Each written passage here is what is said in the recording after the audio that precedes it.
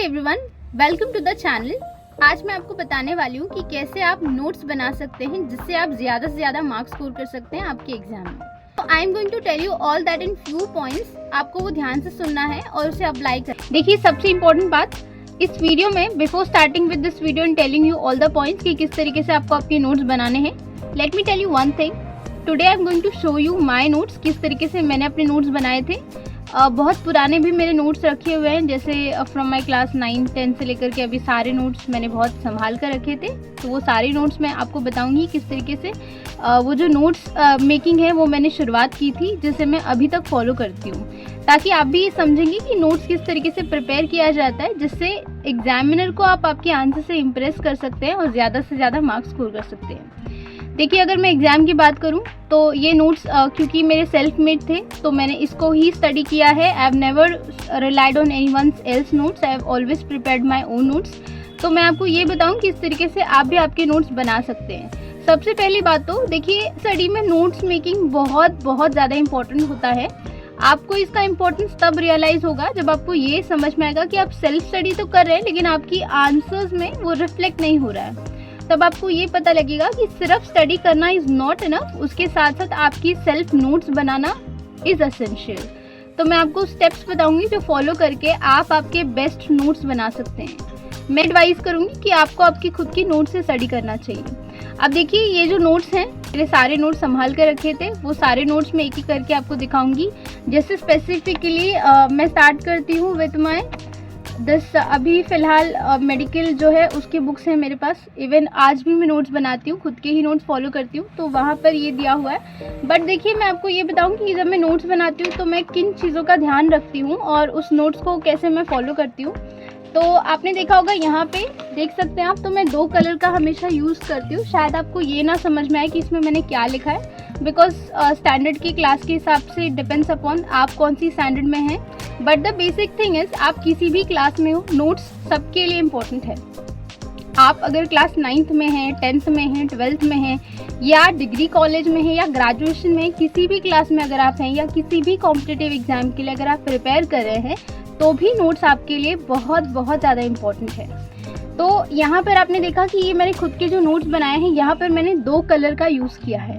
इसके साथ साथ मैं और भी पॉइंट्स बताऊंगी। तो आपको ये ध्यान में रखना है कि जब आप नोट्स बनाएं तो आप 2 या 3 कलर के पेन यूज़ कर सकते हैं, उससे ज़्यादा कलर ना ही यूज़ करें, वरना it will look like a multi coloured notes. तो वो ज़्यादा नहीं लगना चाहिए। ऐसा लगना चाहिए कि हाँ, जो इम्पोर्टेंट है आप उसे आप रेड पेन या ब्लैक पेन से लिख सकते हैं। और आपके नोट्स को आप जितना क्लीन बनाएंगे उतना ज़्यादा इजीली आप उसको ऑर्गेनाइज वे में आप उसे पढ़ भी पाएंगे। तो ध्यान में रखिए कि सिर्फ नोट्स बनाना इज़ नॉट समथिंग कि जैसा आपकी बुक में लिखा है वो पैरा आपको वैसा कॉपी कर देना है। नहीं तो देखिए, नोट्स में और आपकी बुक में ज़्यादा डिफरेंस नहीं रह जाएगा। तो आपको ये समझना है कि जब भी आप नोट्स बनाएं तो ऑर्गेनाइज बनाएं। अगर आप एक सब्जेक्ट का नोट्स बना रहे हैं तो उस बुक में सिर्फ उसी सब्जेक्ट्स के नोट्स होने चाहिए। तो पहले आप ये मान के चलिए कि जो भी सब्जेक्ट का आप नोट्स बनाएं उसके लिए एक पर्टिकुलर बुक हो। जैसे अगर आप केमिस्ट्री पढ़ रहे हैं, बायो पढ़ रहे हैं, तो उसका इंडिविजुअल बुक रखिए। कभी भी आपको कंबाइंड सब्जेक्ट का एक ही नोटबुक नहीं बनाना चाहिए। अगर आप बना भी रहे तो आप सेक्शंस को डिवाइड कर सकते हैं, लाइक स्टार्टिंग में फिजिक्स, फिर केमिस्ट्री, फिर बायोलॉजी। बट क्योंकि वास्ट सिलेबस है तो मैं आपको रिकमेंड करूंगी कि आप अगर इसमें से कोई भी सब्जेक्ट है, साइंस हो गया, मैथ्स हो गया, सबका इंडिविजुअल एक बुक बना लें, ताकि वो नोट्स ऑर्गेनाइज रहे, आप इजीली समझ पाएँ और डिफ्रेंशिएट कर पाएँ कि ये कौन सा सब्जेक्ट का नोट्स है। तो पहले तो आपको ये ध्यान में रखना है। एक एक करके मैं आपको सारे पहले मेरे नोट्स बता देती हूँ। तो यहाँ पर I have used this title, writing this title and then classifying it well. तो डिविजन्स ये सब मैंने लिखा हुआ है। और यहाँ पर इंट्रोडक्शन पार्ट है। जैसे चैप्टर जब भी स्टार्ट होता है तो मैं एक इंट्रोडक्शन ज़रूर लिखती हूँ कि मैं क्या पढ़ने वाली हूँ, क्या क्या सब टॉपिक्स है उस चैप्टर में जो मुझे स्टडी करना है।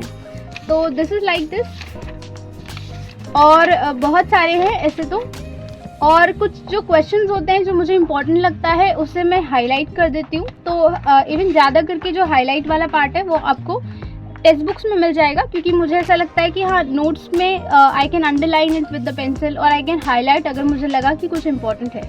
ये बायो का नोट्स है, when I was in class 11th। तो इसमें एक सबसे इम्पॉर्टेंट चैप्टर है, आपने सुना होगा, बहुत ही डिफ़िकल्ट चैप्टर भी है, जेनेटिक्स वाला जो पार्ट है। उसके लिए मैंने बहुत ज़्यादा नोट्स बनाए थे, क्योंकि मुझे ऐसा लगा कि वो बहुत डिफ़िकल्ट है, तो मुझे ज़्यादा स्टडी करने की ज़रूरत है। तो मैंने बहुत डीपली उस चैप्टर को स्टडी किया था। तो उसके लिए काफ़ी बड़े नोट्स थे। चैप्टर का नाम था molecular basis of inheritance as I remember, तो ये उसका नोट्स है। I always preferred making my notes in point wise format, तो ज़्यादा करके मैंने सब में पॉइंट वाइज जो फॉर्मेट है उसे फॉलो किया है। और जो है वहाँ पे क्लासिफिकेशन हो गया, तो मैंने चार्ट्स किया है। और पॉइंट्स में आपको लिखना है, आपको जो है छोटा करके लिखना है। जो भी आपको पॉइंट्स आपकी बुक में मेंशन किया गया है, आप ट्राई करें कि आप उसे स्मॉल करके लिखें। अब अगला नोट्स जो है which I have is my organic chemistry के नोट्स। देखिए, जब मैं 11th-12th में थी तो मुझे भी ऐसा लगता था कि ऑर्गेनिक केमिस्ट्री के लिए ज़्यादा प्रैक्टिस की ज़रूरत है, तो मैंने बहुत सारे रिएक्शंस हैं। I uploaded all my notes in my Telegram channel. अगर आपको उसका लिंक चाहिए तो डिस्क्रिप्शन बॉक्स में आपको मिल जाएगा, आप एक बार चेक कर सकते हैं ईजीली कि PDF में मैंने किस तरीके से नोट्स बनाया था। अब देखिए, ये जो है ये नोट्स ऑर्गेनिक केमिस्ट्री के हैं। ऐसे usually if I tell you this fact कि I have made all the subjects almost so much of the notes that I had everything at the fingertips. तो अगर own notes and study from that, तो ये जो है ये organic chemistry की बहुत ज़्यादा नोट्स हैं जो भी मुझे लगता था difficult. I use to highlight this part and also making the use of different colours. Reactions थे, so in that sense I use to name the reaction and all.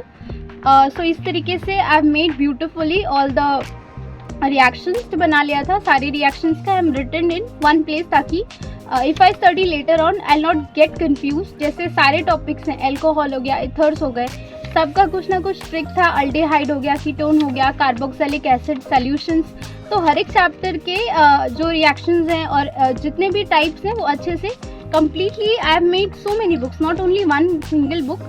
वैसे बहुत ज़्यादा नोट्स भी नहीं बनाया था मैंने, लिमिटेड था जितना रिक्वायरमेंट है। तो आप भी इतना ज़्यादा भी नोट्स ना बनाएं कि जितनी रिक्वायरमेंट नहीं है। और नोट्स का ये मतलब होता है कि जब भी आप कोई टॉपिक को पढ़े तो उसे आप शॉर्ट में करके लिखें। ऐसा नहीं होना चाहिए कि जितनी इन्फॉर्मेशन आपकी बुक में लिखी है उसे आप, अगर आपको लगे कि इतना जो इन्फॉर्मेशन है वो इनफ नहीं है, but always try to make your notes shorter जितना आप बना सकें, ताकि आप उसे जो लास्ट टाइम है उसे रिविजन कर सकें। एक और चीज़ आप ये कर सकते हैं कि जब भी नोट्स बनाएं तो उसे इस ऑर्गेनाइज वे में बनाएं कि देखिए यहाँ तक आपने नोट्स बनाए हैं और इसे आप ऐसे रेफर करेंगे, और दोबारा जब आप रिवीजन करेंगे तो उसी को और छोटा आप पार्ट्स में डिवाइड कर सकते हैं और आप रिवाइज कर सकते हैं। तो जितने नंबर ऑफ टाइम आप रिवाइज करेंगे उतना नंबर ऑफ टाइम वो ऐड होता जाएगा। Next subject I had and my most favourite subject was physics when I was in 11th and 12th. I find physics very easier as compared to very interesting as compared to other subject. So when I talk about physics, so physics का भी I have made so many notes. So physics के भी बहुत सारे जो numericals part है खास करके, क्योंकि वो ज़्यादा प्रैक्टिस करना पड़ता था, so I have practice all that more as compare to the other subjects. तो ज़्यादा करके I focus more on physics and क्योंकि आई हैड मैथ्स ऑल्सो, तो मैथ्स का भी मैंने इंडिविजुअली नोट्स बनाया था हर एक चैप्टर का with all the formula list. So physics की जब हम बात करें तो फिजिक्स में डायग्राम ये सब मैंने ज़्यादा यूज़ किया था। डायग्राम्स आप देख सकते हैं, जो फार्मूलाज है उसे मैंने बॉक्स बना लिया था ताकि जो इंपॉर्टेंट फार्मूलाज है आई कैन रिमेंबर इट। उसी के जस्ट बाद I have done the numericals part. जैसे if I study one topic, उसके बाद ही just doing the same numerical so that I am clear with that concept. और या सो दिस इज फिजिक्स का book and then next I have maths notes which I have made for myself. तो जो maths का notes है वो तो बहुत ज़्यादा है, क्योंकि ज़्यादा करके आपको फॉर्मूलाज मिलेंगे और सोल्यूशन। बहुत सारी चीज़ें I have solved in rough also, so that is in very bad hand writing, I can't show you all. Hand writing उसमें इतनी अच्छी नहीं थी, मैथ्स एंड फिजिक्स मोर, तो वो बहुत कई बार ऐसा होता था कि I don't consider my hand writing also, और हैंड राइटिंग पे मैं ना ध्यान देते हुए बस उसको प्रैक्टिस में ज़्यादा ध्यान देती थी। तो इस वजह से कहीं कहीं पे हैंड राइटिंग जो है वो बहुत ही ज़्यादा ख़राब है, तो जिससे मैं आपको नहीं दिखाना चाहूँगी। नेक्स्ट पार्ट इज़ या I have my college notes in my graduation, तो वो सारी चीज़ें हैं इसमें। अगेन द सेम थिंग, एक चीज़ जो मैं आपको समझाना चाहूँगी which I continued following from very long time from my till my school towards my college life. So I made very sure कि आई ऑलवेज मेक नोट्स, क्योंकि जब मैं स्कूल में थी तो मुझे ये रियलाइज़ हो गया था कि notes is very very important for me and for me self study ज़्यादा प्रेफरेबल था। So I use to make my own notes and study from my own notes only. Because I had one more problem कि I can't understand anyone else notes. तो मुझे खुद के notes जो है वो मैं ज़्यादा रेफ़र करती थी कि मुझे जो टॉपिक है वो ज़्यादा अच्छे से समझ में आए, इसलिए so I have made more of my own notes. Let me start with the video कि क्या क्या आपको किस तरीके से ऐसे नोट्स बनाने हैं। मैंने अब तक सिर्फ आपको अपने नोट्स बताए थे कि देखिए इस तरीके से मैंने अपने नोट्स बनाए थे। सो सेल्फ स्टडी करना ही चाहिए आपको, क्योंकि what ever you study from your point of view and whatever you understand from your concept is more important than learning from someone else। आपको टीचर ने पढ़ा दिया उसके बाद भी आपको आपकी सेल्फ स्टडी करना वो ज़्यादा इंपॉर्टेंट हो जाता है, क्योंकि अगर आप सेल्फ स्टडी करेंगे तो आपको कॉन्फिडेंस मिलेगा कि yes I am done with this topic, और आपकी कॉन्सेप्ट ज़्यादा क्लियर होंगे। So prefer more to yourself study. Self studies में एज आई टोल्ड यू कि नोट्स बनाना is very very important part. So you should make your own notes. और ये जो नोट्स हैं जैसे कि if I tell you about me, so I have always being having so many notes. अगर आपको मेरे नोट्स देखने हैं so go to my Telegram channel, I have uploaded all my notes there. आप एक बार देख सकते हैं, आपको ओवरऑल एक आइडिया मिल जाएगा किस तरीके से I have prepared my own notes, और आप भी आपके वे में आपके नोट्स बना सकते हैं। So basically what are the things that need to be considered while making the notes that can help you in this way to score good marks in your exams. So let me tell you that secret how I came to know about this। Self study में अगर आप आपके खुद के notes बनाते हैं तो आपकी जो अंडरस्टैंडिंग होगी कॉन्सेप्ट की वो ज़्यादा क्लियर होगी।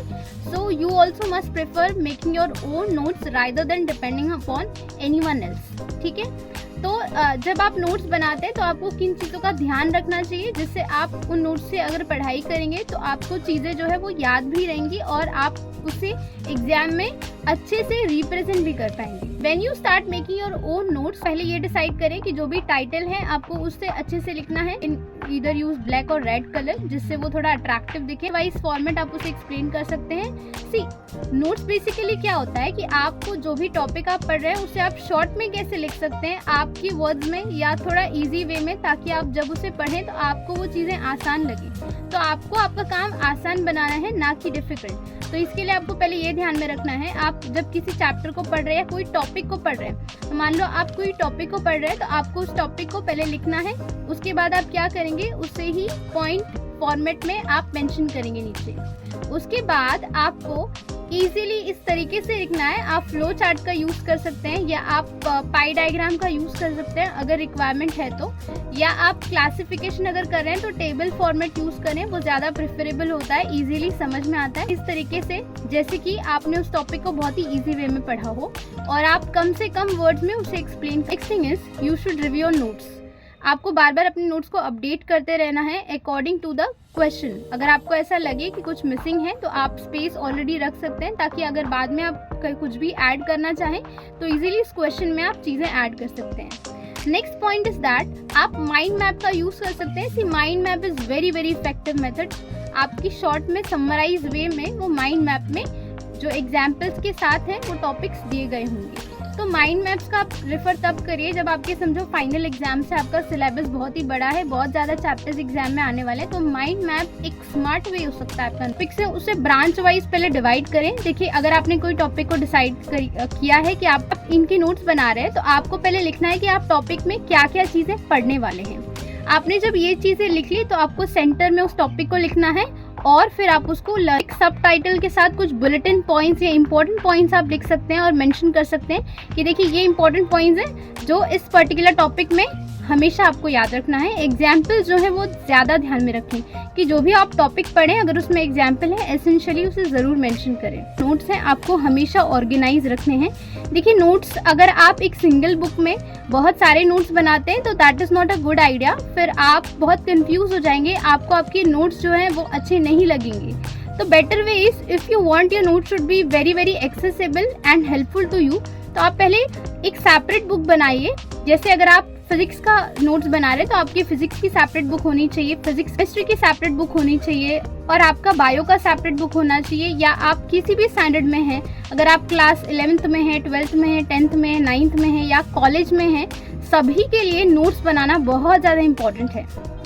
तो बेटर होगा अगर आप चाहते हैं कि आपकी आंसर राइटिंग इम्प्रूव हो और आप एग्जामिनर के सामने अपना आंसर अच्छी तरीके से रिप्रेजेंट कर पाएँ और आपकी कॉन्सेप्ट ज़्यादा क्लियर हो, तो मैं आपको ये रिकमेंड करूँगी कि सेल्फ स्टडी में हमेशा नोट्स मेकिंग को सबसे ज़्यादा प्रायोरिटी दें। लेकिन ध्यान में रखिए कि नोट्स बहुत लंबा बड़ा नहीं होना चाहिए, आपको ज़्यादा टाइम वेस्ट नहीं करना है नोट्स में।